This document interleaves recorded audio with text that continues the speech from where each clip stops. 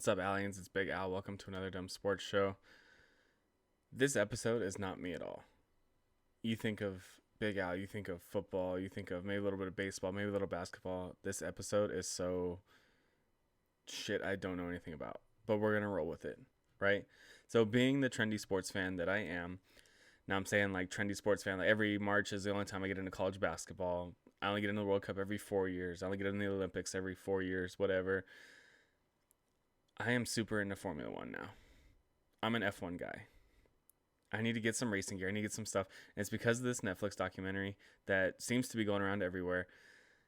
My wife showed it to me. I am all Formula One now. I watched my first race yesterday.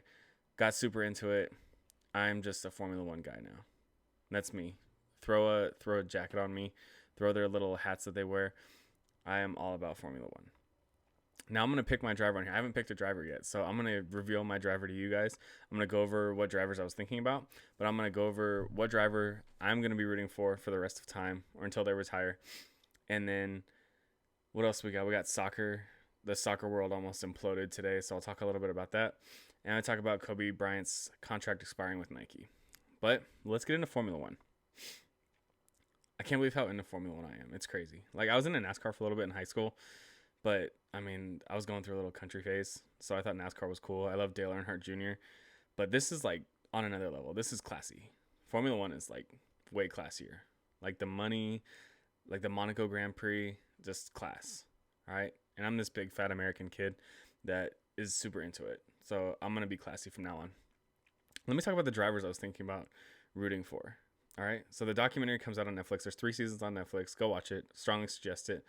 It's really entertaining. It goes like in depth with the drivers, in depth with the teams. I got really into it. All right. So Lewis Hamilton. This name might actually sound familiar. Lewis Hamilton is like 5-time, 6-time champion at this point. This guy's unbelievable. He's only 33, 34 years old. Dated one of the Pussycat Dolls, I think. This guy's like the superstar of Formula One. Now, I thought about rooting for him. My wife loves him, by the way. But he is like this pretty boy. Like, I don't know. One of my buddies told me he was this pretty boy douchebag, and I was like, I can see it.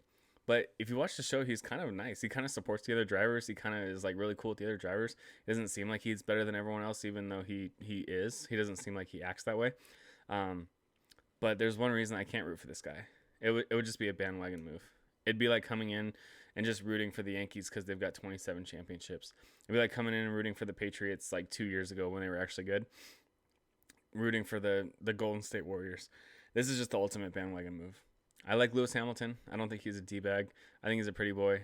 But I just can't root for someone that just is so dominant and wins everything.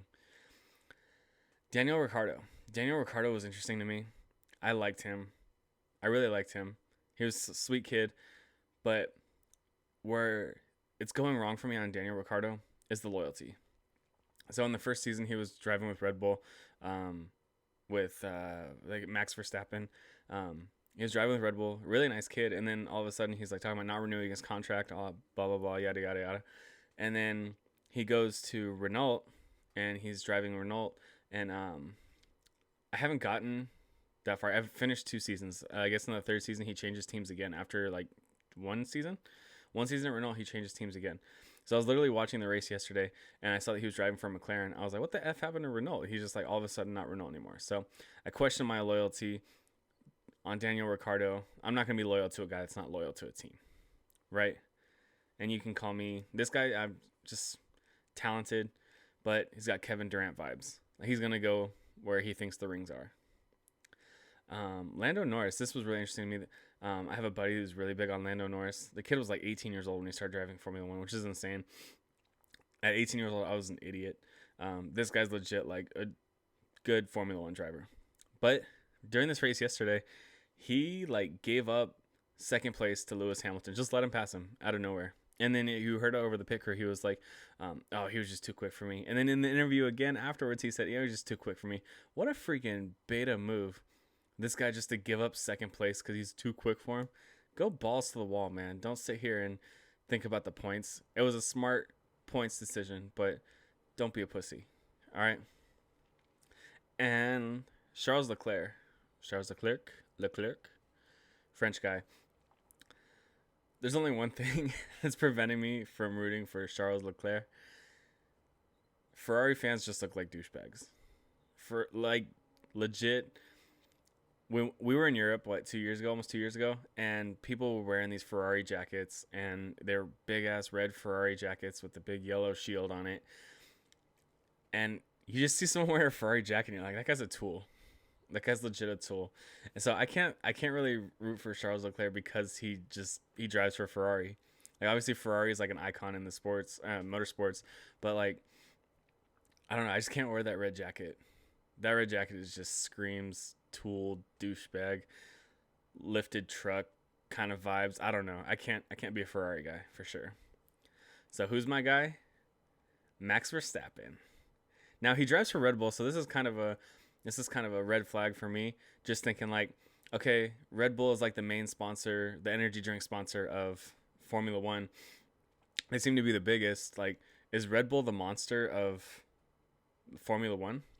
Like monster out here, you think bros, like straight build caps, motorcycle riders, lifted trucks, probably got truck nuts on them.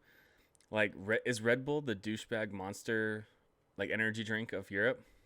But then I slowly got over it because I saw up to season 2, Max Verstappen, they bring in Honda instead of, what was it, Aston Martin? I think Aston Martin was making their motors before. And then they switch over to Honda, and you are introduced to the nicest Japanese man of all time, Masahiro Yamamoto.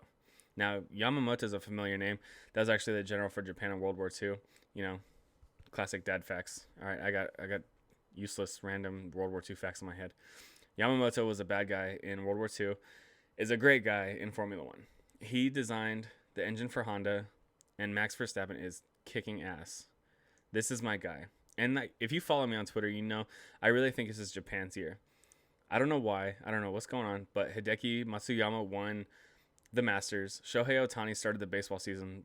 Freaking unreal. Yamamoto and Max Verstappen won yesterday. Now, I'm not a bandwagon fan because the guy won one race. But because of Yamamoto, because of Max Verstappen, like, the Red Bull thing kind of throws me off. But, I mean, this is my guy. I'm a Honda guy, too. When it comes to dirt bikes, I like Hondas. So, I mean, this is just my guy. I like him. I had a feeling about him the first time I saw him. Young prodigy, kind of like a Bryce Harper type. I'm excited for this kid. I will root for this guy. And even if he just starts losing every race, I will still root for him. I'm loyal. Give me that. I'm loyal. I'm a freaking Angels fan. All right. My wife actually hates Max Verstappen because he has too many teeth in his mouth. Too many teeth in his mouth. So stupid. But that's my guy. That's my boy. I'm going to get some Red Bull gear, some Honda gear. I'm just going to be a Verstappen guy. I don't know. What do you call his fans? I don't know. I'll be one of them. Just like I'm a Jujubee. All right. So that's enough for Formula One. I don't know shit about Formula One. I need to keep watching the show. I need to keep watching races. But I'm excited about it. This is what I'm into right now. Moving on to more European communist sports, soccer. They call it football so much and I hate it, but soccer. There was an idea to bring, it sounds like they're like really trying to go through with it also, is they're trying to bring a super league to Europe. Now they have the Champions League where the top 4 teams in every league, and you know, every country has like a league. England has the British Premier League, Spain has La Liga, Germany has Bundesliga, Italy has a big league. I think Serie A is what it's called. That's all I know about soccer, but it's too many tournaments to track. But the Champions League is like the top 4 teams in each league battle it out for the ultimate king of Europe or something like that. Just like World War II tried to decide a king of Europe. The soccer is trying to decide a king of Europe. All right. The Super League they want to take, and it's purely for money. Like the whole setup is purely for money. They want to take not the like 3 or 4 best teams, but the 3 or 4 teams that make the most money. So I'd listened to 2 podcasts today. I listened to Pardon My Take on Barstool and then Pat McAfee's podcast. They both talked about it. They both brought in experts to talk about it. So I kind of got a little bit of information on it today. But they all compared it to like if college football tried to make a super conference, and it was just like all the schools, even if they're not good right now, all the schools that are like historically good. So you got like Ohio State, Alabama, USC, Texas, Florida State, you know, Oregon. You take like schools that have been like really good in the past, I don't know, 20 years or so, and you just make a super league with those schools. And it's purely for money. Like we're talking about today, and it was like screwing over the small soccer clubs. The clubs that have made runs, like they talked about Manchester City, how like 20 years ago Manchester City wasn't even like a professional soccer club. They were it's just levels. There's like level 1 is the highest. They were level 3 like 20 years ago, and now they're competing with the big boys. And they were talking about putting them in the Super League. But I mean, if it weren't for the fair play that they have right now, they wouldn't have even been like a contender, pretty much. So this Super League is screwing over fans. And then on top of that, FIFA already came out and tried to bash it by saying if you play in the Super League, like you can't play in international events and stuff like that. And people were pissed. The fans are so pissed at this. And what I heard, what was interesting to me, and the fact that it's purely about money, and that JP Morgan, the bank actually, JP Morgan raised 5.5 or they were going to put 5.5 billion dollars towards it to make this Super League of just the best teams, not even the best teams, just the teams that make the most money, and they were going to make a crap ton more money, and they were going to just have this little league, and they weren't going to play anybody else. I mean, FIFA was already super against it. The fans are super against it. But they were talking about how the owners of these teams were getting greedy, and they're like driven by money and everything like that. And then they started listing off the owners. It was like Americans, like all Americans, which is hilarious because, I mean, we think of sports as like a business. It's capitalism, man. We want to make money off our investments. Every single one of us. Even you run your personal finances like a business. Everyone wants to profit, right? There's legit like a bunch of American billionaires that own soccer clubs. Stan Kroenke is one of them, the owner of the LA Rams. I believe he owns like one of the big clubs, I want to say. I'm not prepared at all for this. Wow. It was like either it was Liverpool or Arsenal or something like that. He owns like, I think it might be Arsenal. He owns one of the big clubs. And like all these American guys went to Europe and decided that they were going to try to form a super league to just make a bunch of money. And JP Morgan like straight up fronted him like $5.5 billion for this. Insane. But soccer fans are losing their shit. I mean, everyone hates it. Hopefully it doesn't go through. That people are talking about like boycotting soccer. Like, could you imagine? I'd be like us boycotting the NFL, just America boycotting the NFL, except the whole world, just like boycotting Manchester United, Real Madrid, Barcelona, like these major soccer programs. that'd be so insane. But that's all I know about soccer. I can't keep talking about it because I'm going to sound stupider and stupider as I go on. But Super League, why not? That's American capitalism at its best. I mean, the NFL is so money hungry. They just signed a 10-year, $110 billion deal with these TV stations. That's not the right word for it. I don't know. See, I sound stupid the more I talk. But, I mean, I'm all in on Super League. More money for players, more money for clubs. Why not?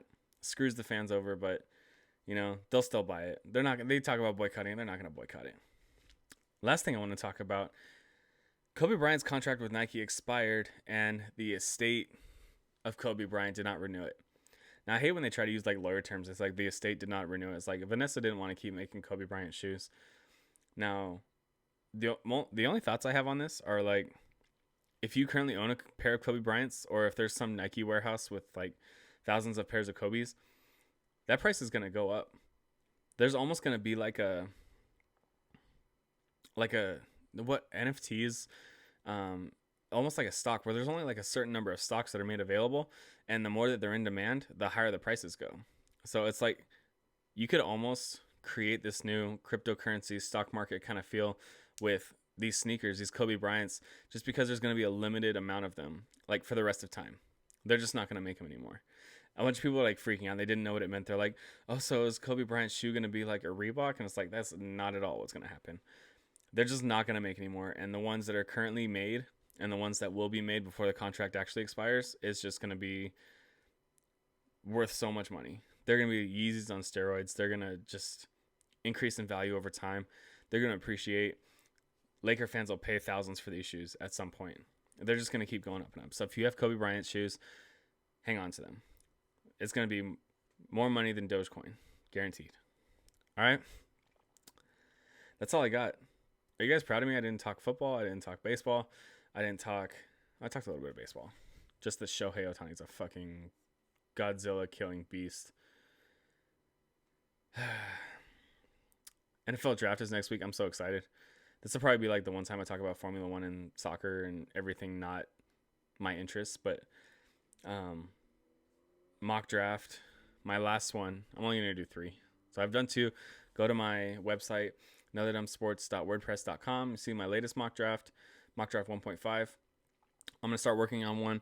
I'll probably release it right before the draft because things change so much. Like that one year, Baker Mayfield went number 1 of the Browns. It was all like Sam Darnold. He was going like number 1 for sure. And then, what was it? The day of the draft, it was like, oh, the Browns are super high on Baker Mayfield. The Browns are going to take Baker Mayfield. So it's like, I'm not going to put it out until the morning of. Maybe like a little after. I'm going to have it ready the morning of. And then I'll put it out maybe at like lunchtime. And then that'll kind of be like my final mock. And then we'll see how many I get. All right. Thanks for watching, guys. I'm a Formula 1 guy now. No Ferrari, though. Verstappen all the way, baby. Going for 2 wins in a row now. Where's the next one? The next race is at Portugal. Not this weekend, but next weekend. Bet your ass I'm going to be watching it. I am just super into this now. Thanks, guys. Love always. And remember, Iowa still sucks.